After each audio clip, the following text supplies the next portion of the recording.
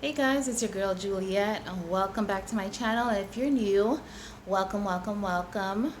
I do videos on houseplants, DIYs, and a little bit of interior design. Haven't quite touched much on that just yet, but that'll be coming soon.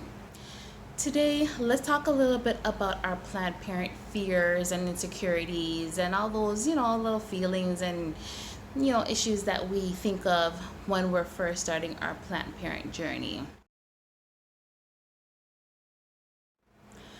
Okay, so a little bit of a disclaimer, and I keep forgetting to put this out there, but guys, I am not an expert, nor am I a botanist. At this point, I'm just actually doing the learning on my own, watching videos, doing some Google searches on my plants, and I'm just basically winging it as I go. So far, so good though. My plants aren't totally dying on me. They're living, and many of them are flourishing and doing well. So if you enjoy my videos, don't forget to give them a thumbs up and subscribe, guys. So, the first insecurity or fear that we may have as plant parents when we're first starting our journey is, do we have the right conditions for our house plants or for the plants that we're going to purchase and bring into our homes? Do we have the correct temperature? Do we have the right humidity level? The big part or the big player here is light and how much light you get in your room. So you got to consider which type of window, like where your windows are facing. Are they north facing? Are they south facing? West facing? You just got to know what's going on in your home to see if the conditions of your home are suitable to housing houseplants. Okay. So the way to remedy that is to make sure that you research your plants before you bring them into your home, especially if you have a wish list. You want to make sure that you research all your plants on that wish list so that you know what kind of conditions that they require. If you're just buying plants on a whim, then you just make sure that you research them once you get home. You need to know and you need to be informed of what they require so that they may thrive in your home. Now, you want to also avoid buying and purchasing plants that you know will definitely not thrive in your home. You won't be able to create the conditions that they require. So, you know what? Just avoid them altogether, even if they're trending. If you don't have the right condition in your home for your wish list plants and for the plants that you really want in your space, create the condition. You can purchase grow lights.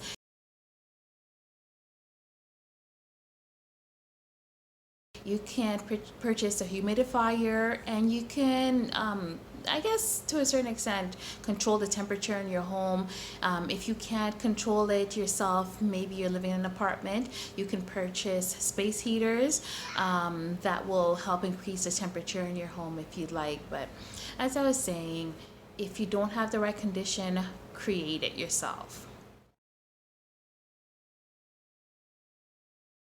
So the next insecurity is common plants versus rare plants.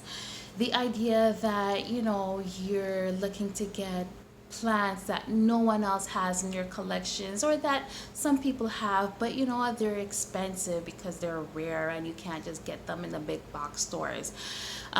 You need to consider what your intentions are when you are starting your plant journey. Are you doing this for yourself or are you doing this to please others? You got to really consider that.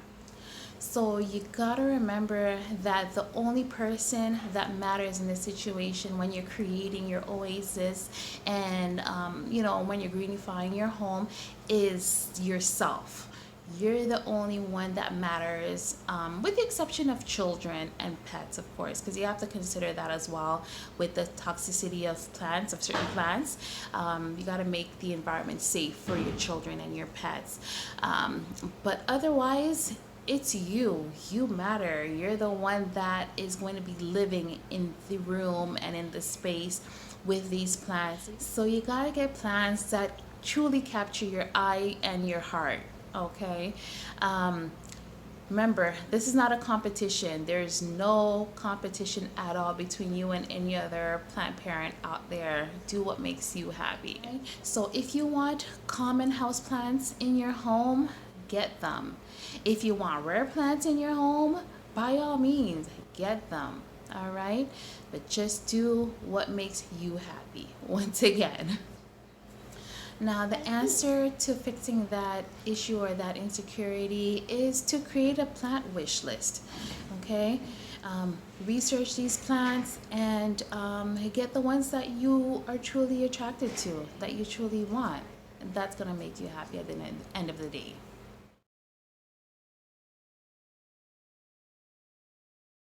Now, the next plant parent insecurity will be, or might be, where you're going to put your plants, finding the right spot for it. At the end of the day, you got to consider the lighting, okay? That's really what's most important in this case or situation.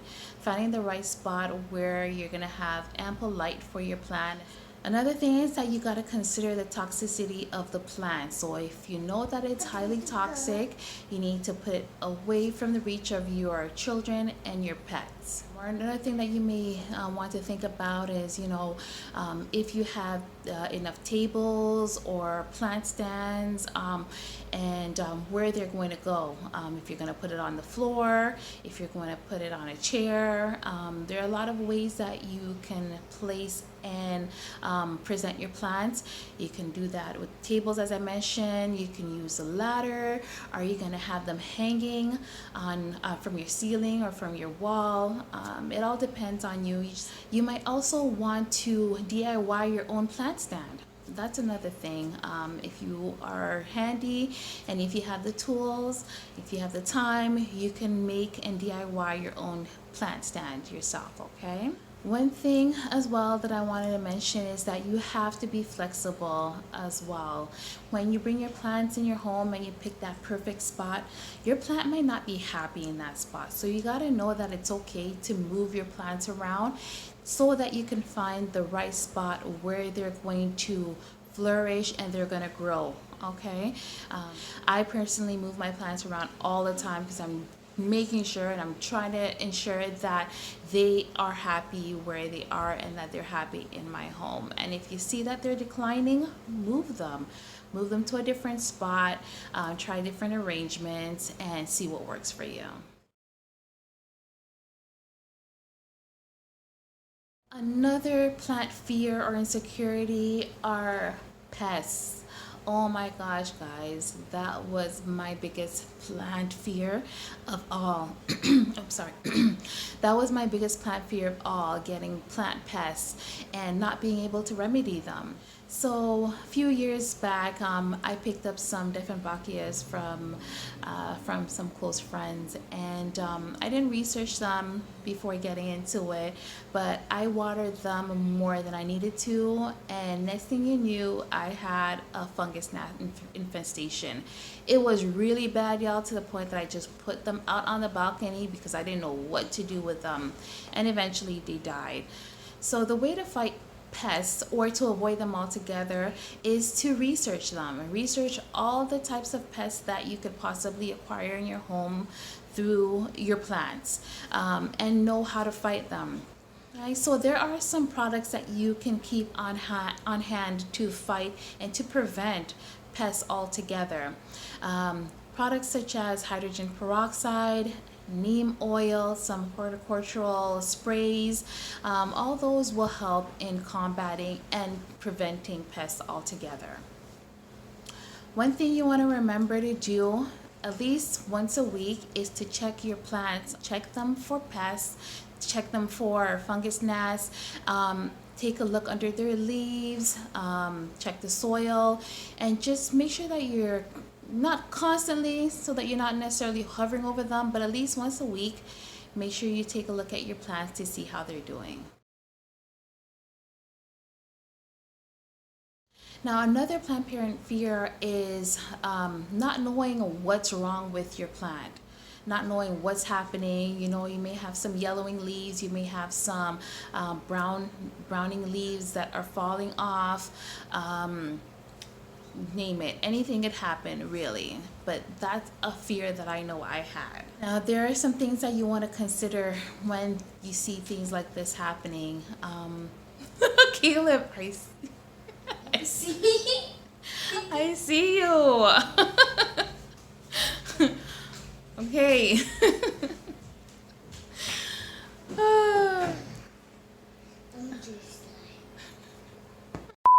So one thing you want to keep in mind is that if there's an issue with your plants, they most likely will show first in your leaves. Consider if you're overwatering or underwatering your plants. You might also have a case of root rot, or your pot or your plant might actually be overly root bound. So that's another thing you might want to check for. Another problem can come from you having not enough soil in your pot or having too much soil. If you don't have enough soil, then it's possible that your plant is drying out sooner rather than later and it's not getting enough water. And if you have too much soil, it could be retaining too much water, and that could cause root rot as well, okay? So keep that in mind, guys. All right, so don't give up, guys. Don't give up on your plants, all right? Remember that it is natural for plants to die. Okay, out in nature they do all the time, all right, and new ones grow back. And in your case of being a plant parent, it just makes room for new plants to join the family, all right. And you got to remember that the best plant parents out there also face this as well. They have plants that die often as well, so you're not alone. So you might want to consider moving your plants if you see that there's something happening to it, or if the leaves are turning a different color. You might also want to consider letting your soil dry out before you water it again. Try that first before actually watering your plant, giving your plant more water, because you might be causing more damage. So it's better to underwater than to overwater. So another thing to consider is to ensure that your pots have drainage holes and that your soil has proper drainage, okay? So it consists of different soils that allow for your soil to drain properly. If you still don't know what's happening with your plant, you might want to try a hydrogen drench, which is mixing hydrogen peroxide into water and drenching your soil with that, letting it flow through a couple of times so that it provides air to the roots and so that it kills any pests or larvae that may be living or dwelling in your soil. So the next point that I wanted to talk about, guys, is not knowing when to stop. And what I mean not knowing to stop is not knowing when to stop buying plants, okay? Because there is such a thing as having too many plants for your lifestyle. Too many plants that you can't keep up with, okay? And you got to remember, if you can't keep up with your plants, what's happening is that you are stressing your plants and you are stressing yourself, okay? When you stress your plants, it opens up the door for pests, okay? And you don't want that. Trust me, you don't. And of course, if you have too many plants, you're not going to have enough room for them. It's going to become a point, or it's going to come to a point where it just literally looks like you're hoarding plants, because you're just going to be throwing them any and everywhere. There's not going to be much style to it, much design to it. It's just gonna look like you have plants everywhere, and it's not gonna look good, guys.